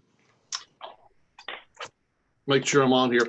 I think we need to do some preparation. Brought this up with Daniel. We need to talk about seating capacities for this fall and winter, what we're going to expect. I know there's a lot of different events and functions. They're going to use school facilities, municipal facilities, state facilities. We need to kind of go down this line and put a plan, because a lot of these sell tickets and season tickets. And I know a lot of the universities are preparing for a 50% capacity on an indoor event. What are we going to prepare for? And like a thing, I have talked to several people that said, I've got season tickets at different events. What are going to be the regulations we move forward? I just think we need to start a base discussion with, whether that be county, city, or whomever, talking about football games, university games, you know, high school games, everything on what's going to be something that we can anticipate for, you know, Q4 of this year and then Q1 of next year, just kind of to get it out. I don't even know if anybody else has had these issues, but there's a lot of them that have come up that said we need to be looking 3, 4, 6 months out of what we're going to be regulated for. Good point, Tom. Okay, we've got a lot of homework to do. With that, may I have a motion for adjournment? Mayor Tommy Hebert, single member District 1, move we adjourn. And Tom Thompson has seconded that. Anybody denying adjournment? With none, 7-0 passes. We are adjourned. See you next Tuesday. Thanks, everyone. See you.